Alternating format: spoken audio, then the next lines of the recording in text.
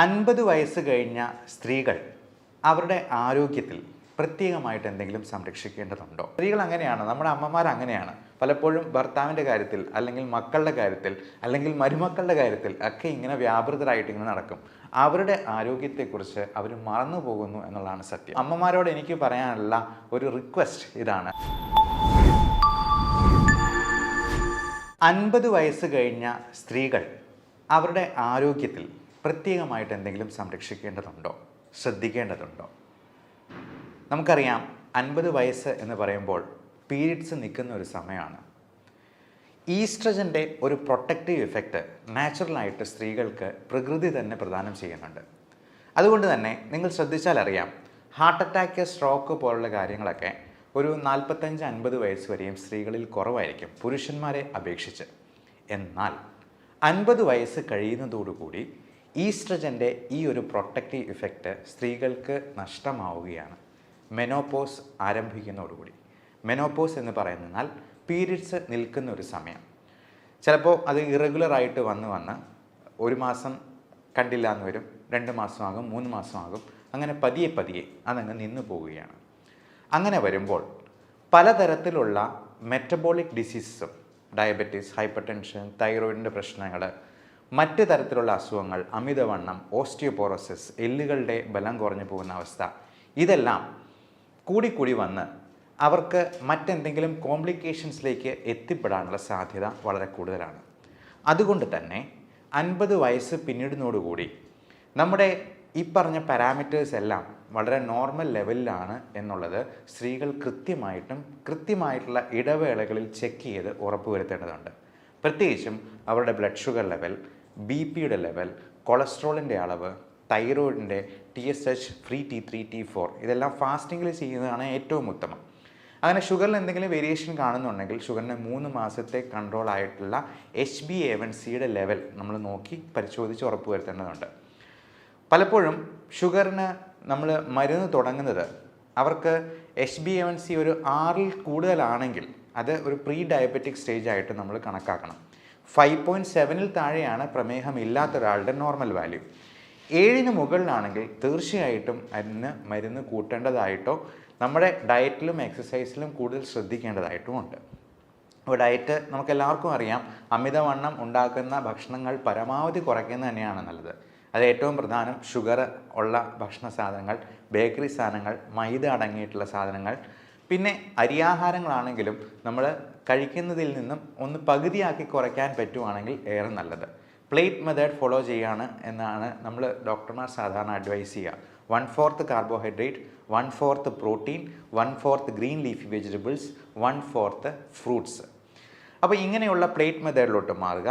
കൃത്യമായി അരമണിക്കൂറെങ്കിലും ഒരു ദിവസം എക്സസൈസിന് വേണ്ടി കൊടുക്കാനായിട്ട് ശ്രമിക്കുക. എക്സസൈസ് നമുക്ക് പ്രായമായവർക്ക് ചെയ്യാൻ പറ്റുന്ന രീതിയിലുള്ള ലളിതമായ വ്യായാമങ്ങളുണ്ട്. അപ്പോൾ അങ്ങനെയുള്ള വ്യായാമങ്ങളും നമ്മൾ നമ്മുടെ ചാനലിൽ തന്നെ അപ്ലോഡ് ചെയ്തിട്ടുണ്ട്. ഞങ്ങളുടെ കൂടെ തന്നെ എക്സസൈസ് ചെയ്യാവുന്ന രീതിയിൽ നമ്മൾ ലൈവായിട്ടുള്ള വീഡിയോസും അപ്ലോഡ് ചെയ്യുന്നുണ്ട്. അപ്പോൾ ഞങ്ങളുടെ കൂടെ തന്നെ പാർട്ടിസിപ്പേറ്റ് ചെയ്ത് ഈ എക്സസൈസിലും പാർട്ടിസിപ്പേറ്റ് ചെയ്തുകൊണ്ട് നമ്മുടെ ഫാമിലിയിൽ ഒരു അംഗമായിരിക്കാൻ ഞങ്ങളെ കൂടി അനുവദിക്കുക എന്നുള്ളതാണ് പറയാനുള്ളത്. അതോടൊപ്പം 50 വയസ്സ് പിന്നിടുമ്പോഴേക്കും നമുക്ക് ക്യാൻസർ എന്ന് പറയുന്ന ഒരു മഹാമാരി നമ്മളെ ഒന്ന് കീഴ്പ്പെടുത്താൻ അല്ലെങ്കിൽ ഒന്ന് ഞൊണ്ടി നോക്കാനുള്ള സാധ്യതയുണ്ട്. പ്രത്യേകിച്ചും സ്ത്രീകൾക്ക് ഇപ്പോൾ അണ്ഡാശയ സംബന്ധമായിട്ടുള്ള ക്യാൻസറുകളോ അസുഖങ്ങളോ വരാം. യൂട്രസ് സംബന്ധമായിട്ടുള്ള മിക്കവാറും ഹിസ്റ്റക്ടമിയൊക്കെ കഴിഞ്ഞിട്ടുള്ള പേഷ്യൻസ് ഉണ്ടാകും. യൂട്രസ് റിമൂവ് ചെയ്യാതെ ഇപ്പോൾ പലപ്പോഴും ഇങ്ങനെയുള്ള പ്രശ്നങ്ങളൊക്കെ സ്ത്രീകൾ ആരോടും പറയാതെ ഒളിച്ചു വെച്ചിങ്ങനെ മുമ്പോട്ട് പോകും. അത് അതിസങ്കീർണമായി കഴിയുമ്പോഴായിരിക്കും പുറത്ത് ആരെങ്കിലുമൊക്കെ അറിയുക തന്നെ. ഞാൻ ഇപ്പോഴും ഓർക്കുന്നുണ്ട്, എൻ്റെ മെഡിക്കൽ കോളേജിൽ പഠിച്ചുകൊണ്ടിരിക്കുന്ന സമയത്ത് ഗൈനക്കോളജി ഡിപ്പാർട്ട്മെൻറ്റിൽ യൂട്രസ് അങ്ങ് ഇറങ്ങി താഴെ വന്ന് ഡെക്കുബിറ്റസ് അൾസർ എന്ന് പറയും, അതായത് ഈ ഗർഭപാത്രം ഇറങ്ങിയിട്ട് അതിൽ വ്രണങ്ങളായിട്ട് വന്നിരുന്ന ഒരു അമ്മയുണ്ടായിരുന്നു. അവർക്കത് പുറത്ത് പറയാൻ പേടിയായിരുന്നു, അല്ലെങ്കിൽ മടിയായിരുന്നു. അതുപോലെ പൈൽസിൻ്റെ അസുഖങ്ങളും അങ്ങനെ ഉദരസംബന്ധമായിട്ടുള്ള രോഗങ്ങളുമൊക്കെ അവർ മറച്ചു പിടിച്ചുകൊണ്ട് നടക്കും. അങ്ങനെ ഒരു കാരണവശാലും ചെയ്യാൻ പാടില്ല. നമുക്ക് പ്രായമായിട്ടുള്ള സ്ത്രീകൾ, അമ്മമാർ വീട്ടിലുണ്ടെന്നുണ്ടെങ്കിൽ അവരോട് ഇടയ്ക്കൊക്കെ ഇങ്ങനെയുള്ള കാര്യങ്ങളുണ്ടോ എന്നുള്ളത് ചോദിക്കാം. അതുപോലെ തന്നെ ബ്രസ്റ്റിൻ്റെ എന്തെങ്കിലും നൊഡ്യൂൾസോ ലംസോ ഒക്കെ ആയിട്ടുണ്ടെന്നുണ്ടെങ്കിൽ ഒട്ടും മടിക്കാതെ തന്നെ നിങ്ങളുടെ ഭർത്താവിനോടോ മക്കളോടോ ആരോടെങ്കിലും ഈ കാര്യങ്ങളൊന്ന് തുറന്ന് പറയാനായിട്ട് ശ്രദ്ധിക്കുക. അതോടൊപ്പം നമുക്ക് ഈ മെനോപോസിനോട് അനുബന്ധിച്ചിട്ടുള്ള ഒരുപാട് മൂഡ് സ്വിങ്സ്, ഇമോഷണൽ ഡിസ്റ്റർബൻസസ് വളരെ വളരെ കോമൺ ആണ്. കഴിഞ്ഞ വെള്ളിയാഴ്ച എൻ്റെ അടുത്ത് വന്ന ഒരു അമ്മയ്ക്ക് ഭർത്താവിനെ പറ്റി ഒരുപാട് പരാതികളാണ്. പുള്ളി പുകവലിക്കും, മദ്യപിക്കും, വേറെ എന്താണ്ട് ഹാൻഡ്സ് പോലത്തെ സാധനങ്ങൾ ഉപയോഗിക്കും. രണ്ടുപേരും ഗവൺമെൻറ് സർവൻസ് ആയിരുന്നു. ഭർത്താവ് റിട്ടയർ ചെയ്യാൻ പോകുന്നു, അമ്മ ഇപ്പോഴും വർക്ക് ചെയ്യുന്നുണ്ട്. ഇത് ഈ ഭർത്താവിൻ്റെ കാര്യങ്ങൾ ഇങ്ങനെ പറഞ്ഞ് സ്ത്രീകൾ അങ്ങനെയാണ്, നമ്മുടെ അമ്മമാർ അങ്ങനെയാണ്. പലപ്പോഴും ഭർത്താവിൻ്റെ കാര്യത്തിൽ, അല്ലെങ്കിൽ മക്കളുടെ കാര്യത്തിൽ, അല്ലെങ്കിൽ മരുമക്കളുടെ കാര്യത്തിൽ ഒക്കെ ഇങ്ങനെ വ്യാപൃതരായിട്ട് ഇങ്ങനെ നടക്കും. അവരുടെ ആരോഗ്യത്തെക്കുറിച്ച് അവർ മറന്നു പോകുന്നു എന്നുള്ളതാണ് സത്യം. അപ്പോൾ അമ്മമാരോട് എനിക്ക് പറയാനുള്ള ഒരു റിക്വസ്റ്റ് ഇതാണ്: ഇനി 50 വയസ്സ് പിന്നിട്ടെന്നാൽ നമ്മൾ ബാക്കിയുള്ളവരുടെ കാര്യത്തിൽ ഇടപെടുന്നതും അവരെ ശകാരിക്കുന്നതും അവരെ നേർവഴിക്ക് നയിക്കുന്നതിനും പകരം നമ്മുടെ കാര്യങ്ങൾ കൂടുതലായിട്ട് ശ്രദ്ധിക്കാനായിട്ട് നോക്കുക. നമ്മുടെ സന്തോഷം, നമ്മുടെ ആരോഗ്യം അത് നമ്മുടെ കൈകളിൽ മാത്രമാണ് എന്നുള്ള കാര്യം ഇടയ്ക്കിടയ്ക്ക് ഓർമ്മിപ്പിക്കുന്നത് നന്നായിരിക്കും. ഇപ്പോൾ എൻ്റെ അമ്മയാണെന്നുണ്ടെങ്കിലും ഡയബറ്റിക് രോഗിയാണ്.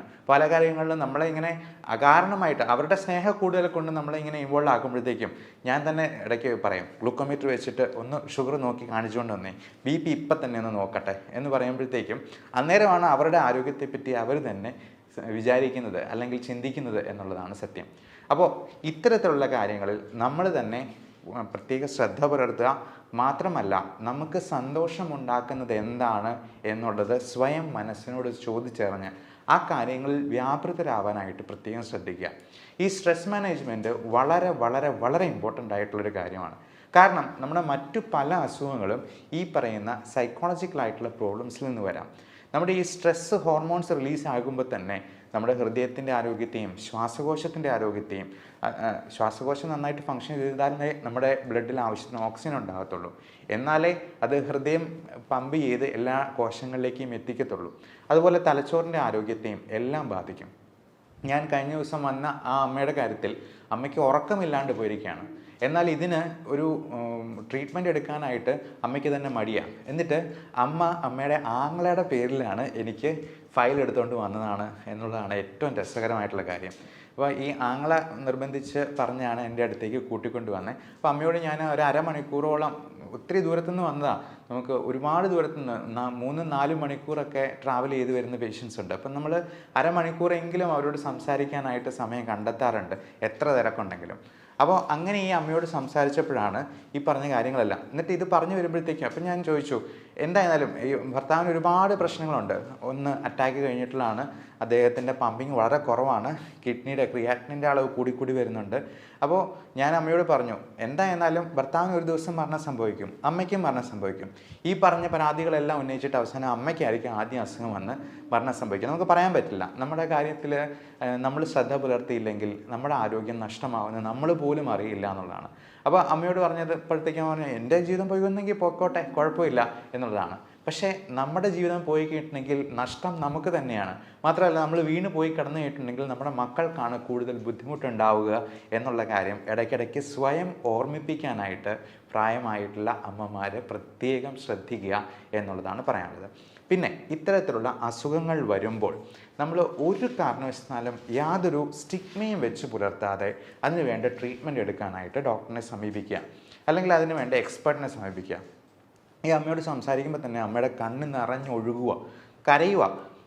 ഒരു കാര്യം പറഞ്ഞു വരുമ്പോഴത്തേക്കും തന്നെ അത് കരഞ്ഞു പോവുകയാണ്.